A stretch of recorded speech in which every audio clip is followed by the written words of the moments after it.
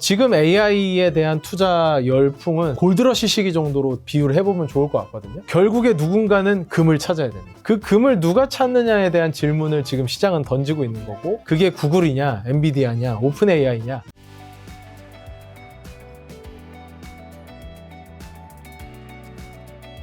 메모리 반도체 얘기 대주셔서 이제 가장 오래 이끌었고 내년에도 어쨌든 뭐 피지컬 AI라고 해도 그 근간에는 AI를 얘기 안 할 수가 없는데 최근 시장에서 AI 버블론은 지속적으로 제기되고 있고 상반기보다 하반기가 더 많이 제고되고 있는 것 같습니다. 엔비디아의 오픈 AI 중심으로 한 성장이 이제 좀 한계가 온 걸까요? 네, 사실은 뭐 한계라기보다는 이제는 의문을 좀 더 품게 된 것 같습니다. 그러니까 우리가 잘 알고 있는 챗GPT가 처음 나온 게 2022년 말이거든요. 이제 3년이 됐죠. 만으로 3년이 됐는데 이 3년 동안 얼마나 큰 변화가 있었는지는 뭐 주변 보시면 당연히 아실 거잖아요. 그 변화의 기간을 거치면서 주로 있었던 투자는 B2B 투자였거든요. 이 파운데이션 모델을 만들기 위해 혹은 인공지능 모델을 비즈니스 모델을 만들어가기 위한 기업들의 투자가 중심이었죠.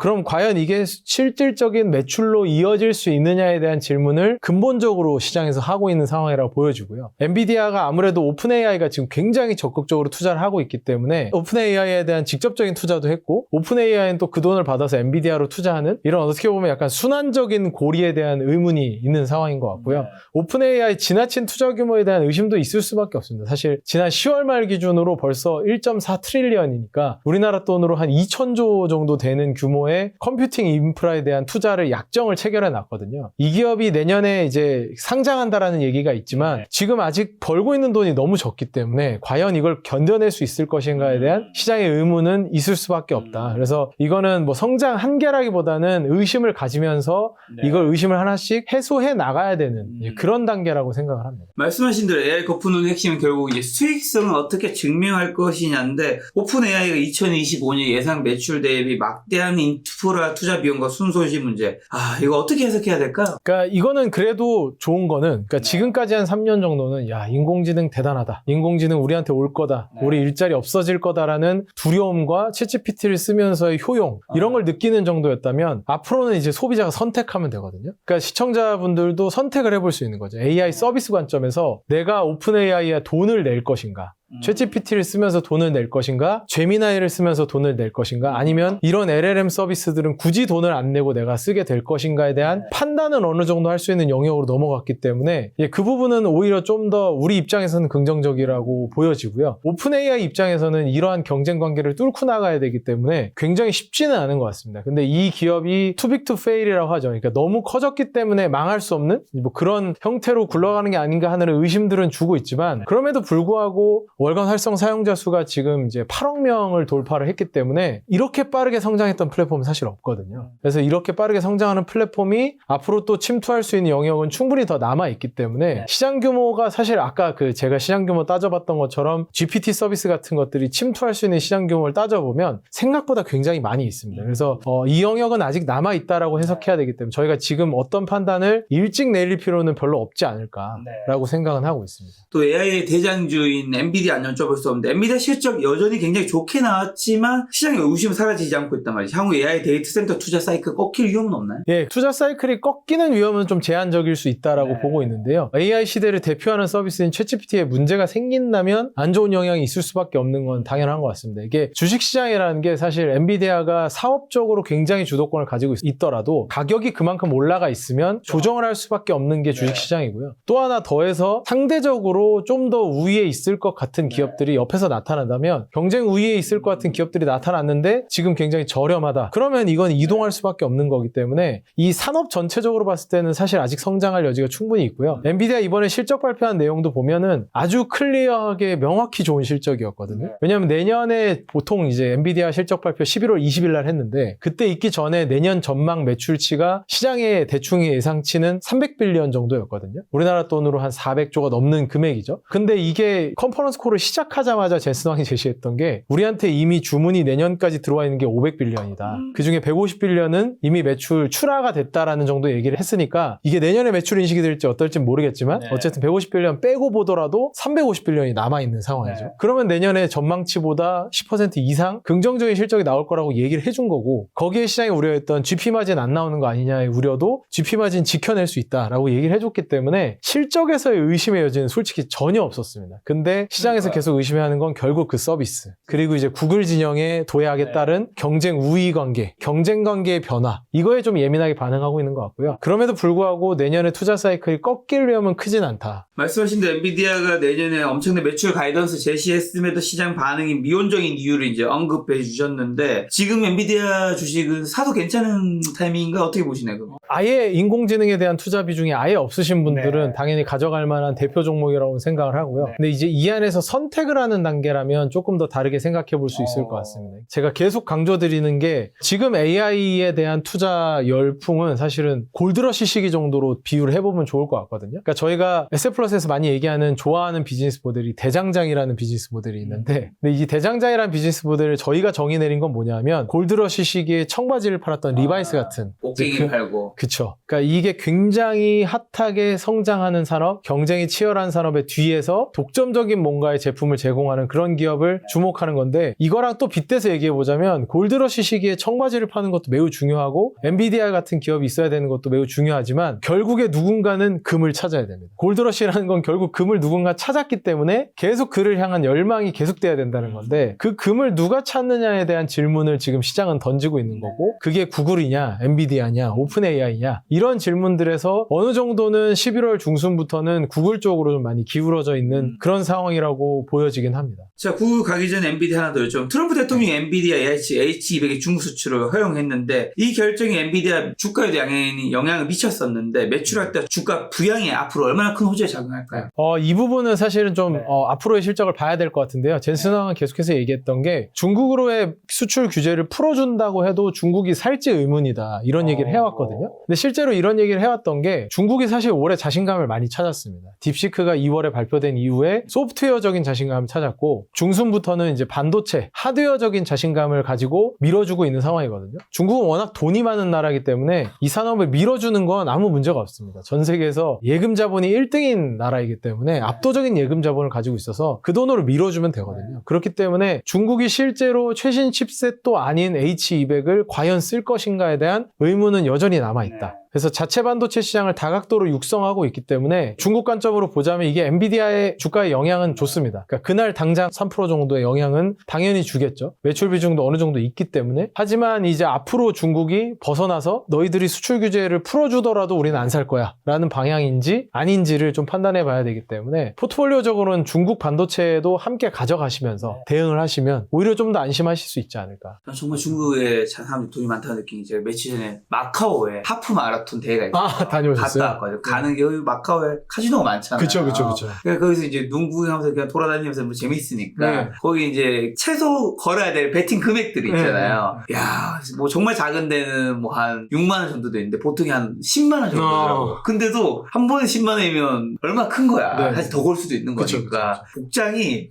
그냥 뭐 돈이 있어 보이는 분들은 아닌 것 같은데 제가 나름 그래도 소득이 그래도 낮은 편이 아닌데 이 거는 데도 되게 조심스럽던데 야, 이분들은 정말 많은 분들이 하고 있는 거 보면서 야, 중국에 진짜 돈 많은 사람이 정말 많구나. 정말 많죠. 자, 지금 그러면 이제 구글 얘기해줘. 구글 또 여쭤봐야 되는데, 구글의 제미나이 3 출시 이후 이제 챗GPT 대비 체류 시간이 역전된 현상이 나타났습니다. 이것이 단순한 호기심 효과인지 아니면 검색과 AI 서비스 패권이 구글로 넘어가고 있다는 신호로 좀 받아들여야 할까요? 그러니까 두 가지 정도 측면에서 강점으로 받아들일 수 있을 것 같은데요. 사실 이제 첫 번째로 저희가 제미나이 3가 발표되고 난 다음에 굉장히 사용 시간이 많이 늘어났는데 그 전에 있었던 게 사실 나노바나나 이슈였거든요. 나노바나나가 8월에 나온 이후로 제미나이로 넘어오고 구글 서비스로 넘어오는 비중이 굉장히 많이 늘어났습니다. 그러니까 이거를 이제 숫자로 한번 좀 보자면 아까 말씀드렸던 월간 활성 사용자 수 측면에서 GPT가 지금 8억 명이라고 말씀드렸잖아요. 근데 제미나이도 지금 3.5억 명을 돌파를 했거든요. 근데 이 성장성이 굉장히 빠르게 나오고 있다는 게 포인트죠.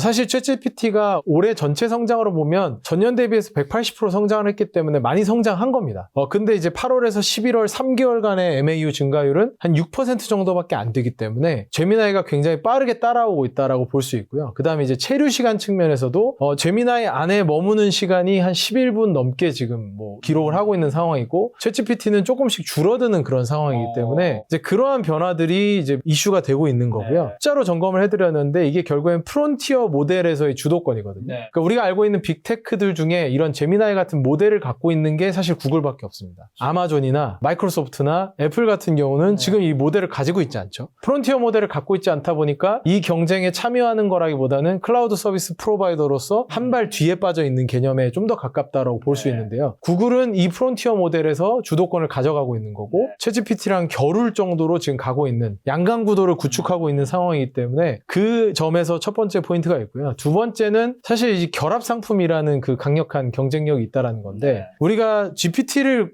오픈 AI 챗GPT를 구독하게 되면 그냥 그 상품 하나 구독하는 거잖아요. 그렇죠. 사실 뭐 다른 게 있는 게 아니고 물론 오픈 AI 구독 같은 경우도 연계해서 다른 상품들이랑 혹은 다른 회사들이랑 연계 상품을 내놓으려고 하지만 한계가 어느 정도 있는 거고요. 근데 이제 구글 같은 경우는 제미나이를 구독해 보시면 같은 29,000원으로 구독을 하더라도 제미나이는 지금 클라우드 스토리지를 제공해 주기 때문에 우리가 지금 안드로이드 백업하거나 하는 자료들을 올릴 수 있는 공간을 제공해 주는 거예요. 약간 통신사 결합 상품 같은. 그쵸. 예, 딱 그겁니다. 가족 할인. 맞습니다. 정확히 결합 상품에 크로스셀링의 효과를 주고 있기 좀 때문에 더 하게 되죠. 그죠. 그러니까 개인 입장에서 챗GPT가 정말 많이 뛰어나지 않는 이상은 넘어가지 못할 만한 전환 비용이 굉장히 높은 단계를 구축할 수 있기 때문에 이 두 가지 포인트에서 제미나이가 조금 더 구글이 조금 더 패권을 가져갈 가능성을 높게 보고 있는 게 지금 시장의 상황인 것 같습니다. 실제로 이제 본부장님이 저한테 보고서 보내주신 거 보니까 구글이 AI 시장에 승기를 잡고 있다고 평가하신 것 같던데 제가 그 보고서에서 그렇게 판단하는 게 맞는 건가요? 네네네, 맞습니다. 그럼 이게 방금 말씀드린 프론티어 모델의 주도권 결합 상품 외에 엔비디아와 챗GPT 위협할 만한 구글만의 강력한 무기는 뭘까요? 그것도 있을까요? 아무래도 검색 엔진과 유튜브라는 거에서 플랫폼을 가지고 있으니까 거기가 사실 검색 엔진이 제일 큰 거고 유튜브 영상 플랫폼이 제일 큰 거고 거기서 모든 자료를 가져오니까 그쵸. 앞으로 이 선순환이 되게 클 것 같기도 해요.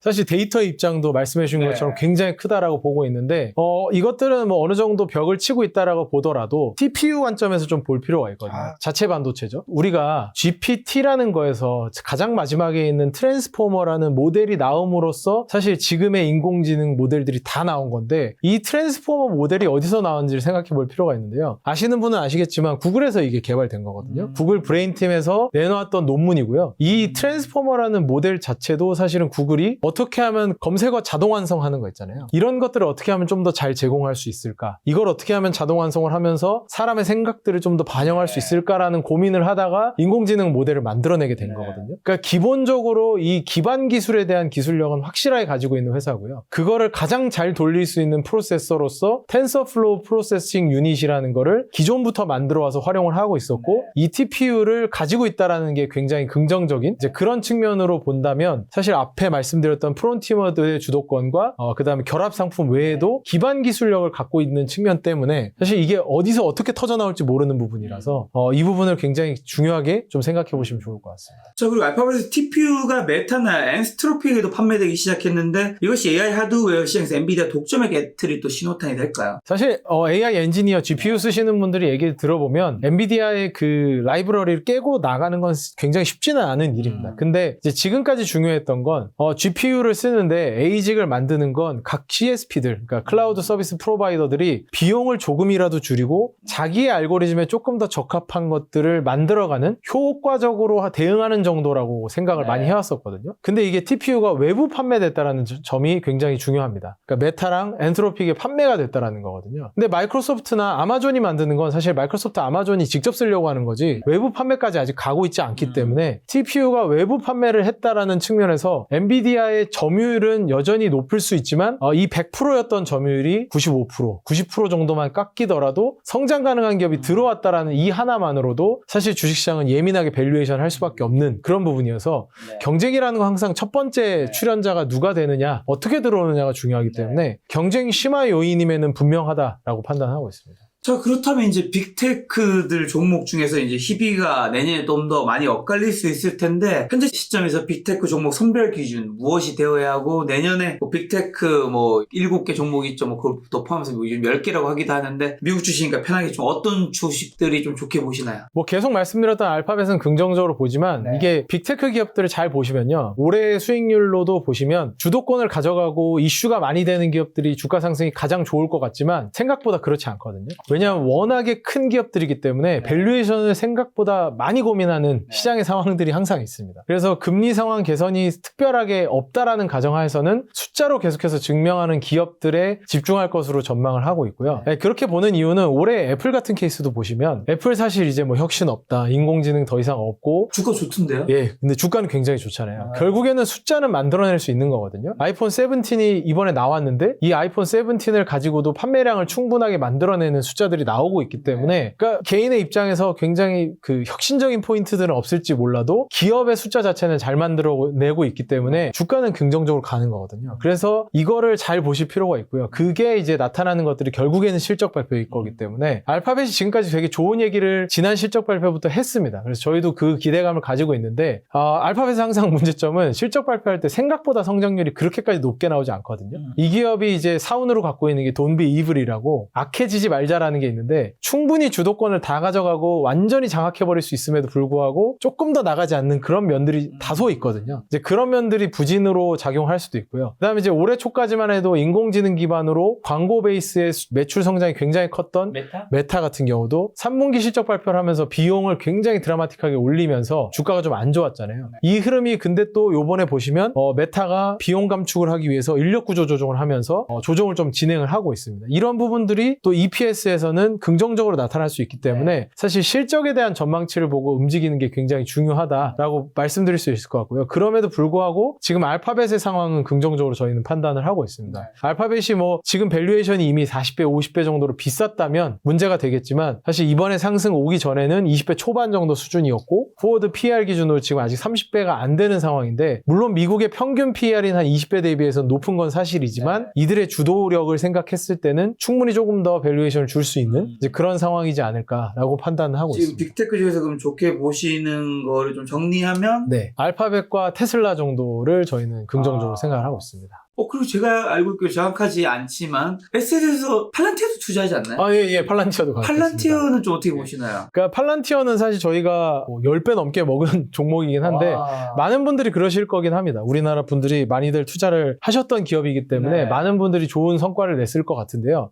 저희는 팔란티어는 계속 긍정적으로 보고 있지만 워낙 밸류에이션이 좀 너무 지나치게 높다 보니까 포워드 PR이 지금 400배가 넘거든요. 그리고 이제는 시가총액이 600조죠. 400빌리언이니까 팔란티어 사이즈가 삼성전자보다 큰 사이즈인 거거든요. 그러면 이제 생각해야 되는 건 팔란티어가 1000조, 2000조 되는 기업이 될 거냐거든요. 이제 그 포인트에서는 아직은 조금 실적으로 좀 더 증명은 해야 되는데 저희도 계속 보유하고 있는 건 이 AI 서비스들을 다 통합을 해서 어떤 기업의 자원을 효과적으로 분석하고 대안을 제시해 줄 수 있을 만한 이런 이제 모델을 가지고 있는 이런 서비스를 할 수 있는 기업은 아직은 팔란티어밖에 안 보이기 때문에 저희도 계속 긍정적으로 생각하면서 비중은 가져가지만 뭐 지금 막 공격적으로 사야 된다 이런 상황이라고 보고 있지는 않습니다. 미국 주식에서 제가 정리하는 질문을 하나 드려보면 이게 개별 종목 말씀하신 뭐 구글이든 테슬라든 이런 종목 빅테크 종목에 투자할 수도 있을 것이고 아니면 이제 빅테크 종목을 모아놓은 ETF들도 한국에도 있고 미국에도 있잖아요. 그거 플러스 또 다른 이제 나스닥 100을 투자하는 ETF, 지수 ETF도 있을 거고요. 이렇게 투자하는 게 개별 종목, 뭐 섹터, 지수로 나뉘는데 실제로 이제 개별 종목에 투자하면 아무래도 이제 한국 주식보다는 덜 사고 팔겠지만 어쨌든 개별 종목은 최대 낙대폭, MDD라고 하는 것들을 제가 어느 자료를 보니까 견디기가 참 쉽지가 않더라고요. MDD만 해도 지금 뭐 옛날부터 사놓고 지금 있었으면 뭐 한 10년 동안 300억, 1억 넣어서 300억 됐다고 하지만 버티기 힘들죠.